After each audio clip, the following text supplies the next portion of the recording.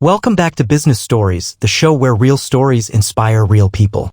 I'm your host, Jake Sullivan, former corporate dropout, proud owner of a once-failing food truck turned franchise, and now your road-tripping guide across America's small business frontier.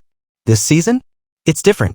I've packed up my gear, loaded the van, kissed my dog Max goodbye, and I'm hitting the road to find real American success stories. Not the billion-dollar unicorns or Silicon Valley glitz, but the men and women who built their dreams brick by brick, one customer at a time. From the dusty streets of Texas to the snowy corners of Vermont, I'm talking diners, boutiques, welding shops, family farms, you name it. And I'm starting right where I grew up, in a small Ohio town that never made the headlines. It's a rainy Monday morning in Chillicothe, Ohio, my hometown. As I sip my coffee inside Ellie's diner, I watch the woman herself, Ellie Jenkins, now in her 60s, whip up pancakes and shout over the sizzle of bacon. She's the first person I ever asked for a job. I was 16. She told me no, I didn't know how to make eggs. Today, she's the first guest on my journey. Sound of doorbell chime, bustling morning diner noise. Ellie, you still yell at customers the way you yelled at me? Only when they don't tip. Sit down, Jake. Let's talk. Ellie started this diner in 1989 with $5,000, a griddle from a garage sale, and recipes scribbled on napkins. She had just divorced her alcoholic husband and was raising 2 kids on her own. The banks wouldn't lend to her, too risky, they said. So she pawned her wedding ring, sold her couch, and used the money to open the doors. I was scared every single day, she told me. But fear doesn't fry eggs. By year 3, she was profitable. By year 10, she bought the building. Yeah? She owns the block. She didn't just survive. She built a place where truckers, teachers, and tired moms gather every morning. Her success isn't just in the books, it's in the community she feeds and the kids she hires every summer. I asked her what advice she'd give someone starting out. Don't wait to be perfect, she said. Get messy. Learn as you go. And treat your customers like family, even the rude ones. As I left Ellie's and packed up the van, I looked back at that flickering neon sign that reads Ellie's, home cookin' since '89. It hit me, success isn't always loud. Sometimes it's pancakes on a Monday morning. It's someone showing up every day, no matter what. One story down. Dozens to go. Next stop? Nashville, Tennessee. A young immigrant with a dream turned a food cart into a 5-location empire. But before that, a 3-year battle with permits, burnouts, and sleeping in a van. You won't want to miss his story. Nashville, Tennessee. Known for country music and cowboy boots, but today, I'm here for something even more American than a country tune, the entrepreneurial grind of a guy named Amar. Amar came to the U.S. from Mumbai at 21 with nothing but a student visa and a dream of building something of his own. He barely spoke English. But what he did know was food, specifically his grandmother's chicken tikka masala recipe that people would drive miles for back home.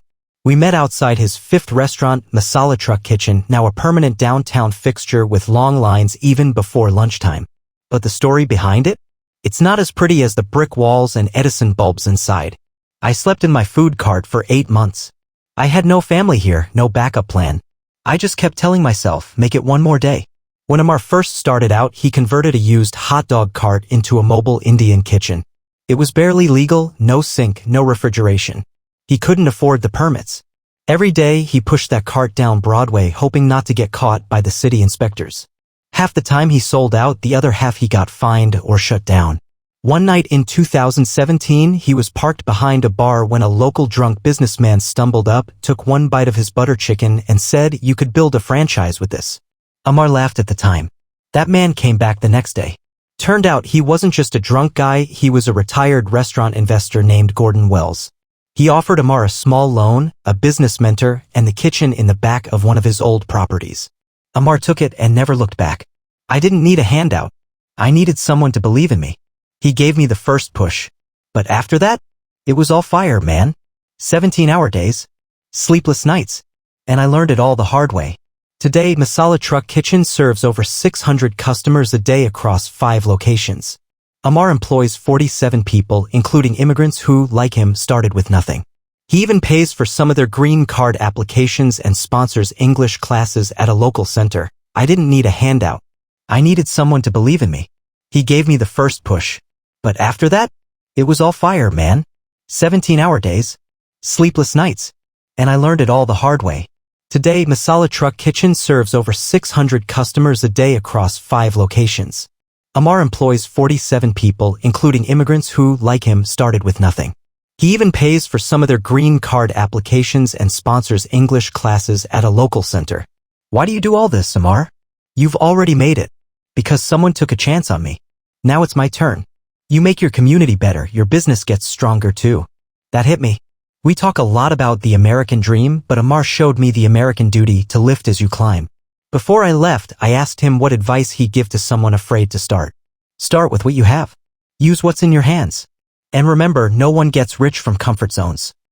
As I pulled out of Nashville, belly full of spicy lamb curry and head buzzing with inspiration, I realized small business isn't just economics, it's identity, resilience, and sometimes a survival tactic.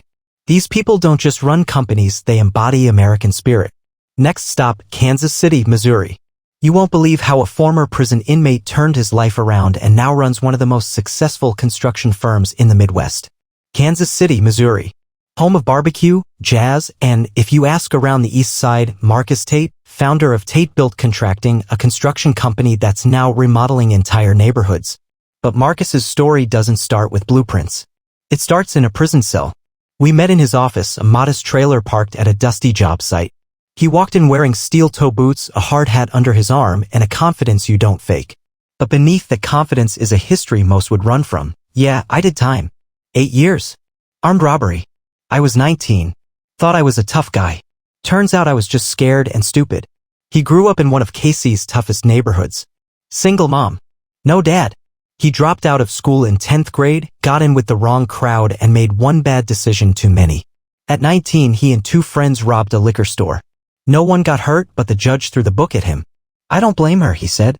I was angry, reckless. Prison saved my life. It was behind bars that Marcus learned carpentry. The prison workshop became his classroom.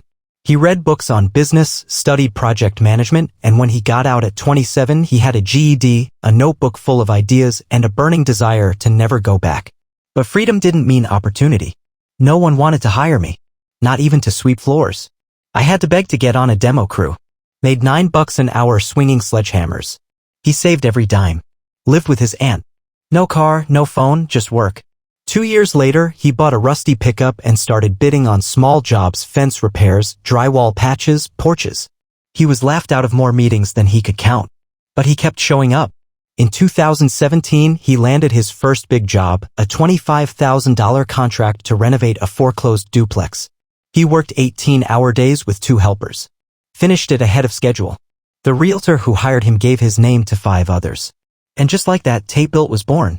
Today, Marcus employs 38 full-time workers, most of them ex-cons. Everybody wants second chances to exist, but nobody wants to give one.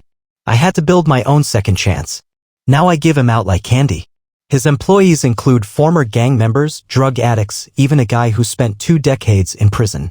Marcus runs a tight ship of random drug tests, mandatory 6 a.m. meetings, mentorship. But the results? Astounding. His team has completed over 300 housing projects in the past 5 years. I asked him what success feels like now. Man, success is watching my guys pull up in trucks they bought themselves. It's seeing their kids at school plays. That's wealth. And his message for people with a record trying to start fresh? Don't let your past write your future. Own it. Then outwork it. As I left Kansas City, I looked back at that muddy lot full of half-built homes and men laughing over their lunch break. These weren't criminals. These were craftsmen. Fathers. Hustlers in the best sense of the word. America loves a comeback story. And Marcus Tate is living proof that failure isn't the end, just the start of a better chapter. Next stop, Flagstaff, Arizona. A young Navajo woman started an eco-friendly skincare brand using traditional herbal remedies, and she's now shipping products nationwide. Soft wind, desert sounds, occasional chirping birds, calming flute music fades in. Flagstaff, Arizona. Towering red rocks, endless skies, and spiritual calm surround you here. But what brought me wasn't the scenery, it was the story of Leah Yazzie, a young Navajo woman who turned traditional plant wisdom into a booming eco-friendly skincare business, Earth Spirits Naturals. I met Leah just outside her studio, a converted trailer nestled on tribal land. She was wearing jeans, moccasins, and a lavender-stained apron, her hands gently mixing what looked like crushed herbs and clay. When I was a little girl, my grandmother taught me that the land gives us everything we need. We just have to listen. That wisdom would become the foundation of her business. Leah started out not to make money but to heal first herself, then others. At 22, fresh out of college, she returned home to care for her grandmother who had fallen ill. While caring for her, she began making herbal salves and teas using what her elders had taught her: chamomile, cedar, wild sage. One day, a neighbor with eczema asked to try her homemade balm. It worked. Word spread. Soon, Leah was getting knocks on the door from folks asking if she had more. She started selling her products at weekend markets: jars of cactus balm, juniper facial oils, seitan clay masks, all handmade in her tiny kitchen. My first store was a folding table and a bedsheet. But I believed in what I was doing. By 2020, Leah was selling out at every market. She reinvested every dollar into better equipment, eco-friendly packaging, and an online store. Then something unexpected happened: a viral TikTok video. A college influencer from Phoenix posted a review of Earth Spirit's Sage Toner, and overnight, Leah's site had 7,000 new orders. She cried. Then she panicked. I didn't even have that much product. I stayed up for 3 nights straight making salve until my hands bled. With help from friends, tribal elders, and even her younger cousins, Leah fulfilled every order. That moment marked the turning point. Today, Earth Spirits Naturals is a 6-figure business with customers across the country. Leah still hand harvests many ingredients, partners with other native artisans, and refuses to compromise on sustainability.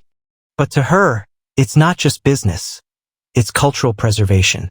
I'm not just selling creams. I'm telling a story, our story. Every jar is medicine, not just for the skin, but the soul. She now leads workshops on natural healing, employs 4 full-time team members from her reservation, and donates a portion of profits to language preservation efforts. I asked her what the hardest part of her journey was. Believing I belonged in business. I thought success was for other people. But the land whispered to me, "You are enough."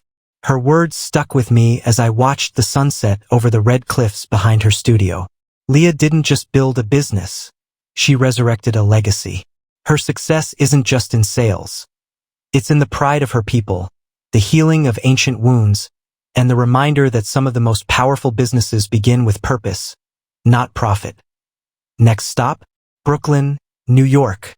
We're trading sage and sun for steel and hustle, where a former Wall Street dropout opened a neighborhood coffee shop that now fuels an entire borough's creative class.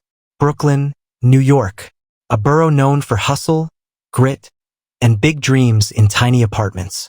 And tucked between a thrift shop and a tattoo parlor on Myrtle Avenue, I found Grind Theory, one of the most beloved indie coffee shops in all of NYC.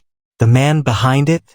Derrick, a 33-year-old former Wall Street analyst who walked away from a 6-figure salary to chase a more grounded and much more caffeinated dream. We sat down at a cozy corner table in his flagship shop, the smell of fresh roasted beans swirling through the air. The place was packed, laptops open, art on the walls. A barista named Zeke played Miles Davis vinyl behind the counter. I used to spend 10 hours a day staring at spreadsheets. One morning, I spilled coffee on my keyboard, looked around, and thought, is this it? Derrick grew up in Bed-Stuy, single mom, first-generation college grad.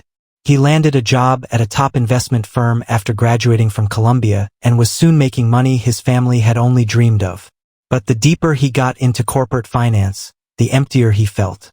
I was building wealth for other people, he said. So one day in 2016, he quit. Just like that, he cashed out what little savings he had, maxed out 2 credit cards, and signed a lease on a 400-square-foot hole-in-the-wall space in the same neighborhood where he grew up. He wanted to build something of his own and bring people together over something simple, universal, and real: coffee. My uncles used to sit on the stoop with thermoses of bodega coffee. For us, that was community. I just upgraded the beans. The first 6 months were rough. He was losing money daily, learning everything from YouTube inventory, machines, how to foam milk. He worked 17-hour days, slept in the back storage room, and used Google Translate to talk to the Colombian supplier who shipped him his first beans. But he refused to quit. I knew that if I could get 1 regular, I could get 5. If I could get 5, I could survive. He did better than survive. Today, Grind Theory has 3 Brooklyn locations, employs 26 people, and features rotating art exhibits, poetry nights, and entrepreneurship workshops for local teens. But Derrick never forgot his roots. On Mondays, Grind Theory offers free coffee to any job seeker who brings a resume. On Sundays, they host a financial literacy brunch, volunteer CPAs and entrepreneurs giving real-world money tips to anyone who walks in. Success isn't the money. It's how many lives your business can touch. I asked him the million-dollar question, was it worth it? Walking away from the suits and security? He smiled, every day, man. I'm not rich, but I'm free. And I wake up excited. That's priceless. As I sipped a cup of Derrick's Ethiopian roast, I realized his story is the perfect finale to this journey. Because small business isn't just about grit and grind. It's about soul. About reclaiming your time. About making a life, not just a living. Whether it's Ellie serving pancakes in Ohio, Amar pushing his food cart through Nashville, Marcus turning pain into payroll in Kansas City, Leah bottling ancient healing in Arizona, or Derrick pouring purpose into every cup in Brooklyn. Each story reminded me why America runs on small business. Not because it's easy, but because it's real. Thanks for coming along on this journey. If you're out there thinking of starting something, do it. Even if it's messy. Even if it's slow. Because behind every big idea is a small, brave start. This is Jake Sullivan, signing off from American Grit. Until next time, keep dreaming, keep building, and most of all, keep showing up.